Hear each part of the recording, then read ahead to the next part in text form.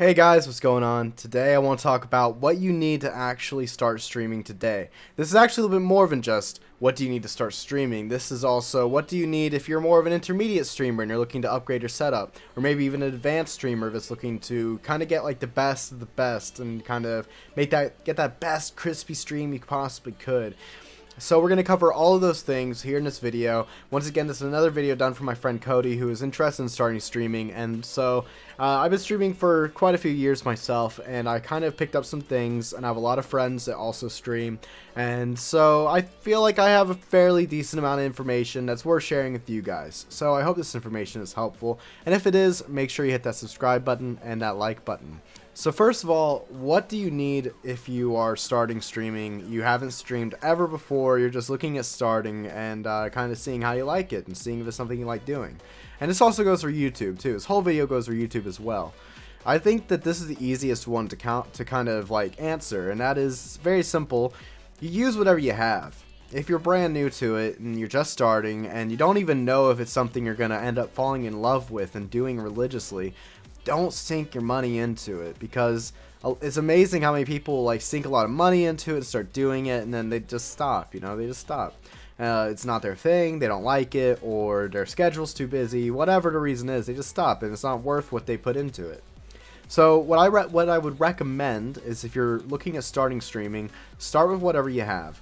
It doesn't matter if it's the microphone on your headset, or if it's the webcam that you've had since you were 8 years old, or if it's the webcam on your laptop, or whatever it is. As long as you don't sound like complete garbage, as long as you are audible, and as long as people can see your face, this is especially important for streaming, then you're good, you know. And as long as you have a PC, of course, it can stream. That's also a very important one. So if you have a PC and you have any kind of webcam and any kind of microphone, doesn't matter if it's your headset microphone, doesn't matter if it's the microphone from your Guitar Hero set or your Rock Band set, whatever it is, it's gonna be good enough. You know, you don't really need a lot. You can look at streamers like GreekGodX and tell you don't need a whole lot in the audio quality area in order to get huge. You know, it comes down to personality and content. That's the most important thing, and that's something that you're gonna have to like kind of do some soul searching and kind of figure out for yourself. But as far as equipment goes, if you're brand new to streaming or YouTube, you don't need anything to start. Now if you don't have a headset with a microphone on it, so your best bet for a starting off good headset with a good microphone, this is something that's not going to be limited to just YouTube or Twitch. This is an investment in your gaming setup that I can recommend, is the Sennheiser Game 1. This is an extremely popular headset. A lot of streamers use it. They use not only the headset, but they use the microphone as well, and it does sound really damn good. I think this is probably one of the best sounding microphones that I've ever heard. If you want like an example, Sea-Doo and Asmongold, both, until recently, Sea-Doo actually got a actual dildo mic recently, but for the longest time they were both using this headset. And if you go back to their VODs, or if you go to Asmongold's stream today, then you will get to hear what this sounds like, and it sounds really freaking good for a microphone on a headset. So if you don't have a headset with a microphone, then this is what I would recommend, because like I said, it is a little bit of a pricey headset, coming in at $161, but it is a investment into something that's not only Twitch or YouTube related, you know. This is something that's going to be good for Discord, it's going to be good for Overwatch, it's going to be good for whatever you're using. And from what I understand, and from looking at the specs, and even considering buying these at one point, they also sound really good too. They're a great headset. So that's a good starting point for you that I would recommend. Now, what if you're more of an intermediate streamer? You've streamed for a bit, you know you like it, and you're looking to offer your viewers a bit of a more high quality experience. Well then, I would recommend looking at some microphones like these. So, you've been using whatever you had, and you're ready to get a new microphone.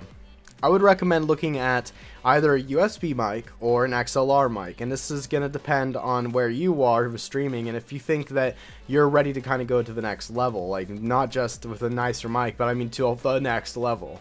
So USB is a pretty good option. It's a solid option, and it's going to do you just fine. But if you're looking for eventually moving up into the most like high quality kind of platform you can, XLR is going to be your option. I'm using an XLR microphone right now.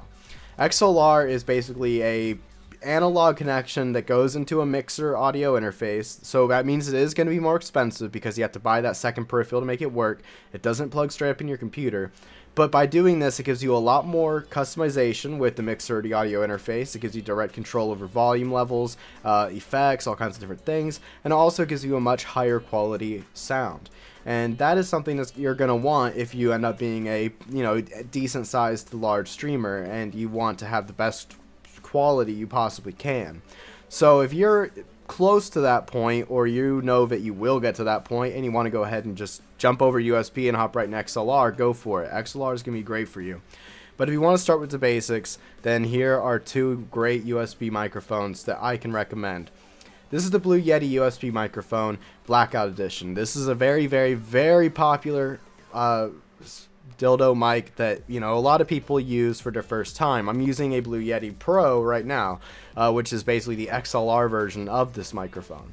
I'm personally not a huge fan of Blue Yeti. I feel like they are very much kind of like based on their name, and their quality doesn't really back up their price point. That's my personal opinion. But I would rather go with, if I was buying it, I'd rather go with an Audio-Technica 2020 USB Plus. They're a little bit more expensive for sure, but the quality difference you get is outstanding. It's quite a huge difference, honestly. You can go to YouTube videos and actually search in comparing the Blue Yeti to the Audio-Technica AT2020, and the difference is quite large. And so if you're looking for the best bang for your buck as far as quality goes, and you have the $150, I cannot stress enough that you'll be so much happier with an Audio-Technica AT2020. If you don't have the $150, you need something now, you don't have a whole lot of money, I completely understand. In that case, go with the Blue Yeti. It still is going to sound way better than any microphone that's attached to a headset. It's still going to sound way better than your microphone on your webcam. It's going to sound better than anything that you can, compare it to that's not a standalone microphone. It's just not quite as good as the AT2020. So those would be my USB recommendations, and there's nothing wrong with USB, so if that's what you're interested in, go for it. It's super easy, you just plug it into your computer and go. No other worries, no other expenses. Now, if you are a bit of a more seasoned streamer and you're ready to go to XLR, you have done your research, you're ready for that next step, then these are the XLR options that I can recommend to you. And one is more of the, once again, that intermediate kind of beginner entry-level XLR microphone, and then the other one is a bit more of the you are ballin', you are ballin', you are ready to go XLR microphone. So let's look at this one first, the intermediate, kind of cheaper entry-level one. That is the Audio-Technica AT2035 large diaphragm studio condenser mic.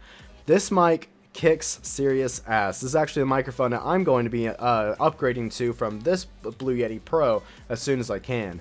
The AT2035, if you look up YouTube videos or watch any streamer that uses one, Tim the Tatman uses this microphone, and a lot of YouTubers do as well, a lot of streamers do. They're everywhere. This is a really solid microphone, and this is something that for a lot of people, you probably won't want or need anything more than this ever, because it just sounds freaking beautiful. It sounds beautiful. Now you're probably looking at that price saying, oh, only $150, it's the same price as the 2020 USB, so how could it sound much better, and why is it the same price? Well, the reason it sounds so much better is because it is an XLR microphone. That makes a huge difference, 100%. XLR microphone is just that analog connection, there's nothing that compares to it.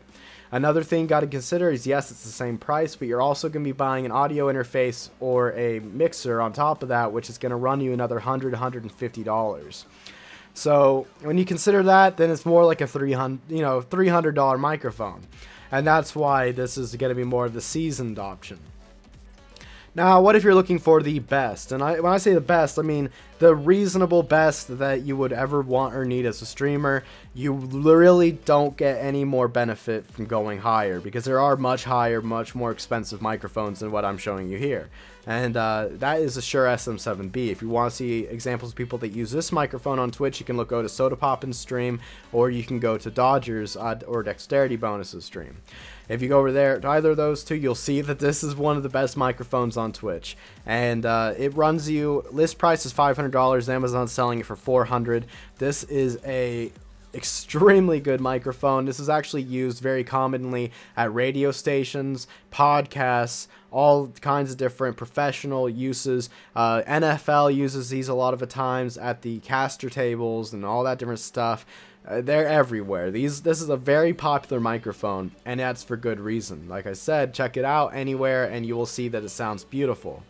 But it has a very steep price tag, coming into that $400, that $500 range, and then on top of that, you got to consider buying a mixer or an audio interface. It gets pretty pricey. So this is definitely going to be the option for someone that's already well established streaming, and they probably already have a really great microphone, but you know, they got the money to spend, so why not, you know? And in which case, go for it. This is an amazing microphone. This is like my wish list right here.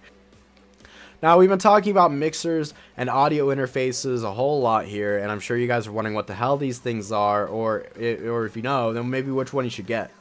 These are two that I have right here that I personally like. This is actually the one I want. This is a 6-input Yamaha stereo mixer with effects. This is actually the same one that Soda Poppin uses. I asked him, and this is what he uses, and his microphone setup sounds really great. I believe Alinity uses this one as well. Total Biscuit has used this one before. A lot of different people use it. It's very highly reviewed on Amazon. It's very full featured. It's at the right price, and it comes with, it's just everything you really need. And you know, so do your research. You might find other mixers that do exactly what you're looking for a different price point that's a little bit happier. It makes you a little bit happier.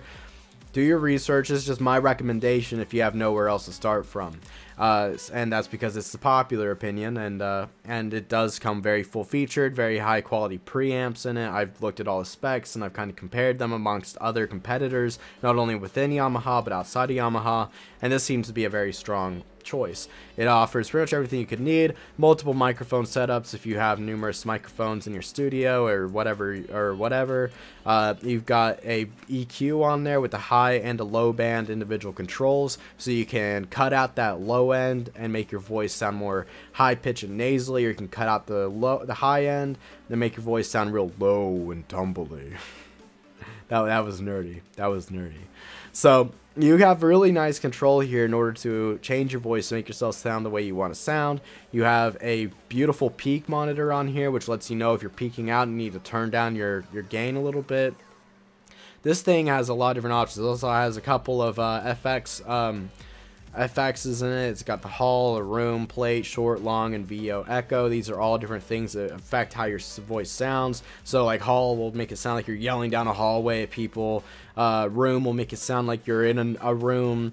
All these different kinds of things. You probably won't use them, but it's neat that they're there. It's something to play with, and you might find some kind of like fun entertainment use for them. So that's pretty cool. Ultimately, a pretty full-featured mixer right here. Like I said, do your research. I'm just giving you a baseline of what to start with if you don't know where to start as far as finding mixers. And this is that one that I will be eventually getting at one point or another. Now here is another option. This is an audio interface, which obviously is a little bit different. And this is actually what I'm using right now as I'm talking to you. Audio interfaces don't have all those fancy options, don't have any of those monitors, don't have any of those EQs on them. It is very simple. It is a gain knob, it is an input, it is an output, and it has a way for you to monitor what you sound like. Now this Focusrite Scarlett 2i4 is actually designed for 2 inputs. You can cut down the price by going to a 2i2, which is a little bit different, and it's about $50 cheaper. So you can definitely cut down the price here if this is the route that you want to take. My one thing I would say to you is that if you are looking at getting a mixer and audio interface and you're leaning towards the audio interface, keep in mind that you're losing a lot of really great options that really are helpful, especially when you're live, because it allows you to see, oh, I'm peaking out, I need to turn down my volume. You know, that's really nice to have right there. Even though OBS actually just recently added this feature into its own itself with its most recent update, it's very nice to see when you're peaking. It also is very nice to have those EQs on there, as things like OBS don't natively have an option like that, which gives you very great versatility over the sound of your voice and allows you to tweak out little things that you may not like. Or if you want to sound like a radio guy, like a radio broadcaster, you can. so on and so forth. Mixers do tend to run a little bit cheaper. That's because they usually don't have as high of quality preamps in them, so you might get a little bit higher quality out of a audio interface, depending on what audio interface you go with in relation to which mixer you chose. You know, whichever one you choose. Anyways, yeah, audio interfaces can be really great, but mixers are usually going to be better for the live scenario because of the options that they offer you. But for recording, audio interface is going to do you well. If you're looking for multi-purpose, like recording instruments and all that, this is going to do extremely well too. Audio interfaces are designed for picking up instruments, and it gives you that higher quality preamp, so you're going to get a really great sound out of your guitar, your piano, whatever you might be plugging into this. So, two different options there. Now finally, and probably one of the things that people are the most interested in, is what about webcams? And I have two options here. There really are only two, well, three, and we'll cover the third one here in a minute. And that is, basically, you're going to be sticking to a Logitech. That's pretty much, you know, easy. You're going to want a Logitech. So it's going to come down to really two choices in the Logitech. Now, it's the regular C920, which is what I'm using right now. This has been like kind of industry standard for years now. Nothing's really been able to dethrone it other than like the Brio and this, the C922 Pro Stream. Now, the price point between these two are actually quite similar. You're looking at about $55 for the C920 and about $78 for the C922. Now, the main differences between these two is that the C922 does slightly pick up better colors. If you look at YouTube videos comparing the two, and you can see what I mean. The colors are a little bit different, and they're a little bit more vibrant on the C922. The C922 gives you a slightly better image. Not really anything, you know, worth writing home about, but it is slightly better. The main thing that you get from the C922 that you don't get from the regular C920 is that it can pick up input at 720p at 60 FPS. So for streamers that are streaming at 60 FPS, it's nice to have everything being 60 FPS. Whereas if your game is in 60 and your webcam's in 30, then it doesn't really look all that good, you know. That could be, you know, kind of borderline pet peeve, but it is nice when you can keep everything at a solid 60 FPS. Another thing that this can do is it can also replace your background. I have not heard great things about this. It basically, like, rather needing a green screen behind you, it just literally removes your background from you. I've seen it in action, and it doesn't really usually do the greatest job unless you have really nice lighting. And also, it doesn't really do a great job in general, like with that whole thing. It's just better to stick to a regular green screen. So that's your selling point on this. Look up some YouTube videos of it in action, people trying to set it up.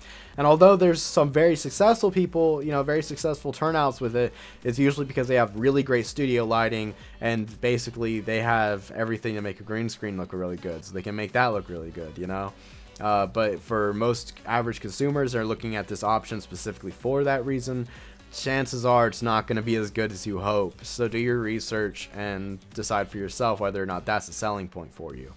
The main selling point is definitely that extra 30 FPS on top of the 720p setting, and that is definitely worth it, especially when you consider the price is, you know, relatively within basically the same thing.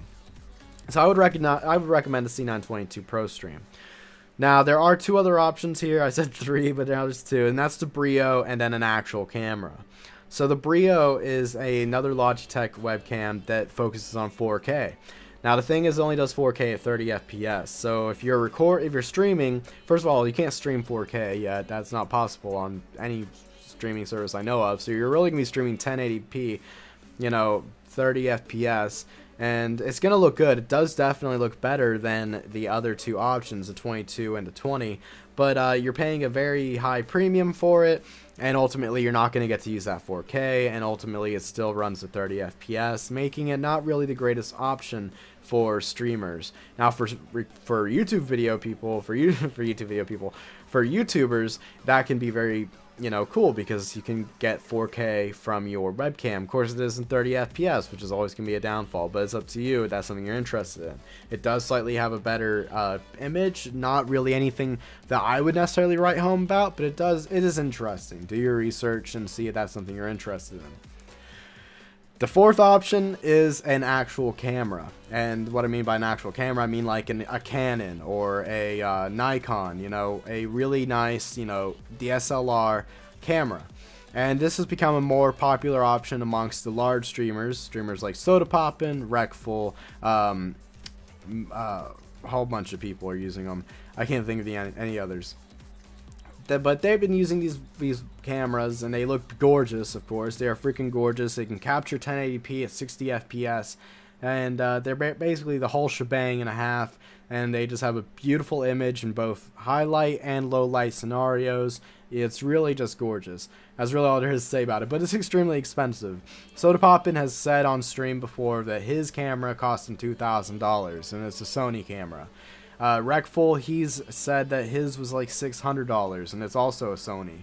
And then, you know, it's extremely expensive, but if you're on that high end and you're really looking for a camera, then you can look at doing that option. And of course, if you're wondering, the way that you actually capture a camera and send that into your OBS is with a capture card that's integrated into your PC. You run the HDMI, it's an HDMI cord, regular HDMI into a micro HDMI, which the micro HDMI plugs into your camera, and then your camera is on a stand behind your monitor or whatever, and that's how you do it.